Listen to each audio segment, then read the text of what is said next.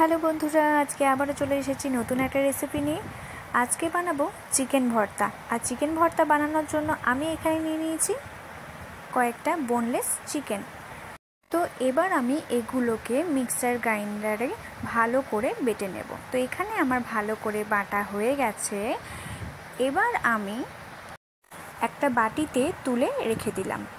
এবার আমি আর একটা আলাদা করে বাটি নিয়ে সেখানে আমি নিয়ে নেব কাজু বাদাম আর পোস্ত।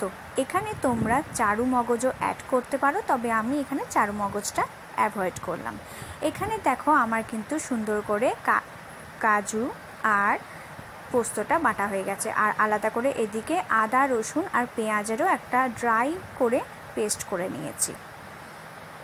এখানে কিন্তু কোনো জল অ্যাড আমি করিনি। তো চলো এবার শুরু করা যাক। এখানে আমি সরষের তেল গরম হতে দিয়েছি আর আলাদা একটা কড়াইয়ে আমি দিয়ে দেব বেশ অনেকটা পরিমাণে বাটার, কারণ আমি রান্নাটা পুরোটা বাটারেই করব। সরষের তেল আমি অ্যাড করব, তবে সেটা রান্নার শেষে। তো চলো, এখানে আমি বাটার নিয়ে নিয়েছি। এবার বাটারটা আমি কড়াইয়ের মধ্যে দিয়ে হালকা একটু গরম হতে দেব। তো এখানে বাটারটা কিন্তু আস্তে আস্তে গলে যাচ্ছে, যেহেতু গরম কড়াইয়ে দিয়েছি। তো এবার ভালো করে নাড়িয়ে নিয়ে এবার আমি গ্যাসের ফ্লেমটাকে একদম লো ফ্লেমে করে দেব, কারণ গ্যাসের ফ্লেমটা হাই ফ্লেম করলে বাটারটাও পুড়ে যাবে আর পুরো রান্নাটা করতে গেলে পুড়ে যেতে পারে। তো এখানে আমি লো ফ্লেমে করে দিয়েছি। এবার আমি এতে দিয়ে দেব যে আলাদা করে আদা রসুন আর পেঁয়াজটা ড্রাই করে বেটে রেখেছিলাম, সেটা আমি এবার কড়াইয়ের মধ্যে দিয়ে ভালো করে ওটা ফ্রাই করে নেব। আমি এখানে আদা রসুন আর পেঁয়াজ যেহেতু একসাথে বেটেছি, তোমরা চাইলে আলাদা করে বেটেও দিতে পারো। সেক্ষেত্রে তোমরা 1 টেবিল স্পুন নয়, হাফ টেবিল স্পুন করে দেবে। আমি এখানে বলতে গেলে প্রত্যেকটাই 1 টেবিল স্পুন করে দিয়েছি। একসাথে যেহেতু বেটে নিয়েছি তাই 3 টেবিল স্পুন দিয়েছি।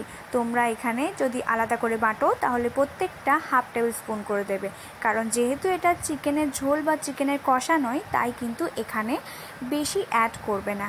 এবার দিয়ে দেব হলুদ গুঁড়ো। হলুদ গুঁড়োটা একটু পরিমাণে বেশি দিচ্ছি, মানে মোটামুটি 1 টেবিল স্পুন থেকে আর একটু বেশি, হাফ টেবিল স্পুন থেকে একটু কম। তো চলো এবার ভালো করে নাড়িয়ে নিই।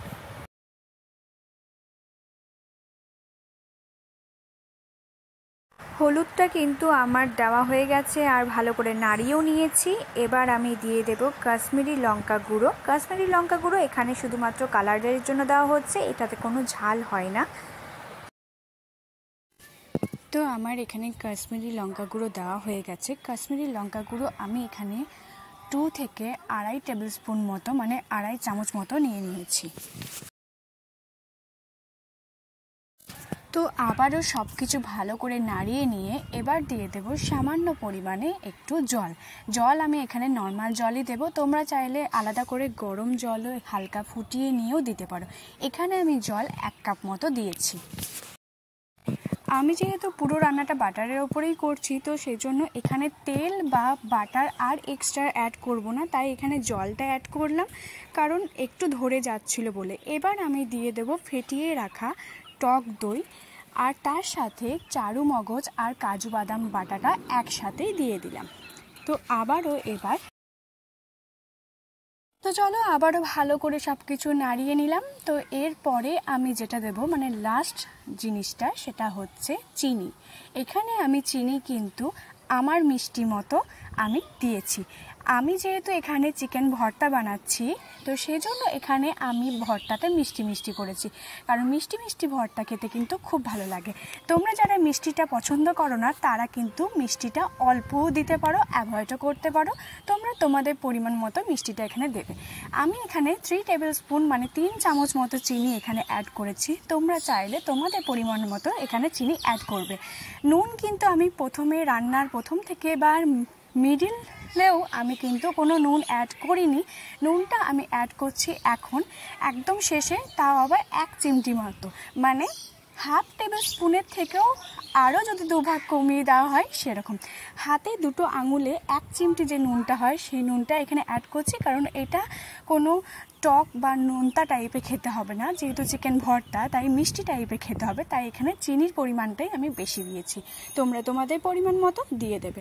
তো চলো এবার আমি এখানে যে চিকেনটা আমি মিক্সার গ্রাইন্ডারে বেটে রেখেছিলাম, তো চলো আমাদের কিন্তু চিকেন ভর্তা একদম রেডি হয়ে গেছে। আর তোমাদেরকে বলেছিলাম যে যেহেতু আমি এই চিকেন ভর্তাটা পুরোটা বাটারের উপর করব, তো বাটার দিয়েই করেছি আর সর্ষের তেল অ্যাড করব কিন্তু সবার শেষে, তাই সর্ষের তেলটা আমি কিন্তু চিকেন ভর্তা নামানোর আগে হালকা 1 টেবিল স্পুন মতো শুধু ছড়িয়ে দিয়েছি, আর কিন্তু কিচ্ছু করব না।